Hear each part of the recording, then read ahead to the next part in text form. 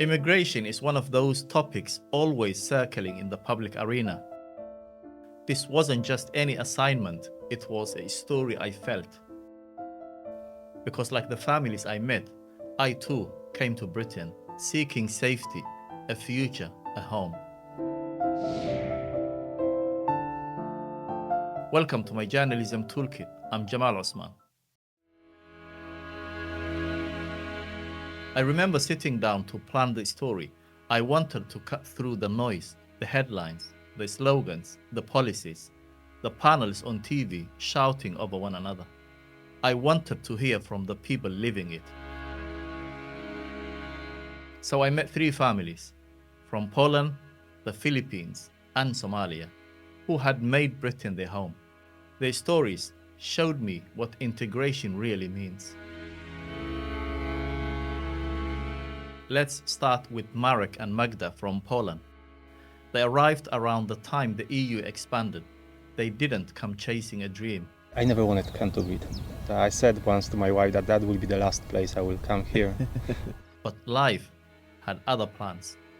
They intended to stay just a few months, a common story among immigrants. 8 years later, they were still here, living in Essex, working hard, raising their children. But those early days, they struggled. I remember when I was applying for national insurance number. That was like the hardest thing ever for me. Like I couldn't understand, I couldn't spell my name. It wasn't just a language barrier, it was a shift beneath their feet, a whole new rhythm of life. But they adapted, they endured, and eventually they thrived. Then came Minnie and Mau from the Philippines. Minnie arrived in 2001. She was part of a major NHS recruitment drive. Britain needed nurses urgently, and the welcome surprisingly warm. When we arrived, they were all there to welcome us. They actually prepared a big party for us. A few months later, her husband Mau followed. I arrived at London Heathrow. It was snowing at that time. It was cold. But I was prepared. They crossed oceans, but the journey wasn't just physical. It was emotional and cultural. Even something as simple as paying a bus fare wasn't simple. It took a little while, really, and then going to the hospital. We were all walking because we were always thinking of the conversion of this money. So you convert the pound to Filipino currency, Yes. and then think, that's too expensive. Yes. It's 76 pesos, I remember watching them share their stories with warmth and laughter. Their roots stretched across continents, yet here they were, carving out a new life under England's grey skies.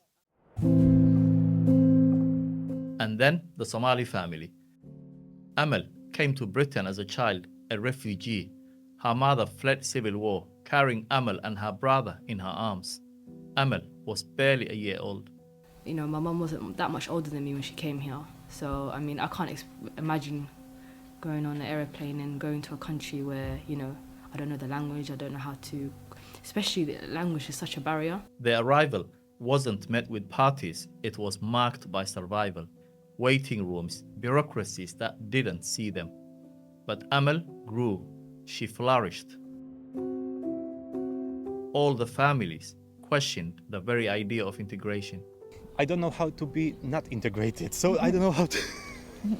Because what is the integration? Integration are the small steps, but you have to start feeling comfortable where you are. For many immigrants, it's not that they refuse to integrate, it's that they are constantly asked to prove they have.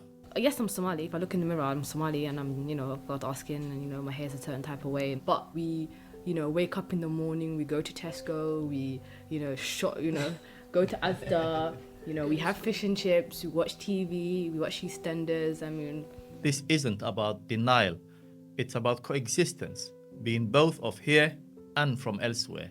And isn't that what Britain has always been? That week, I saw the best of what immigration brings: resilience, innovation, heart. But I also saw the quiet toll.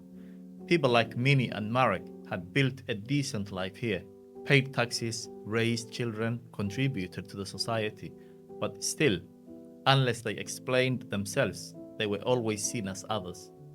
Unless you speak, people might think you're English or something. But for me, automatically people think I'm from Africa. So the people will always say, "Where are you from?"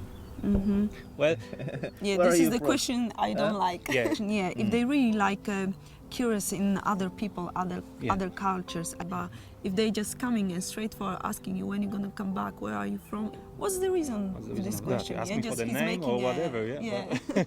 Children born into this in-between world, like Victor, carry their own questions.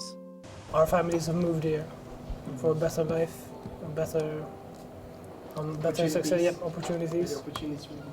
That's a really tough one because we don't want to lose that, our culture. So we just don't want to say no, we're British, and we can't just say we're Filipino as well.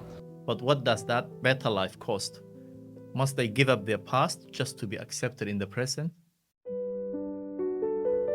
Here's what I realized then, and it's the reality. Governments can make statements, they can draw borders, they can set quotas, but they cannot stop human desire, the desire for a better life, for safety, for dignity. Humans have always migrated, and we always will. But here is the hypocrisy. While Britain debates immigrants, thousands of Brits live abroad, calling themselves expats. The difference is not in what they do, it's in what they are called. Britain is a multicultural nation, not just because of policy, but because of people. People who brought their food, their music, their traditions. People who slowly began fitting where they came from into where they live now. Integration isn't about erasing who you are.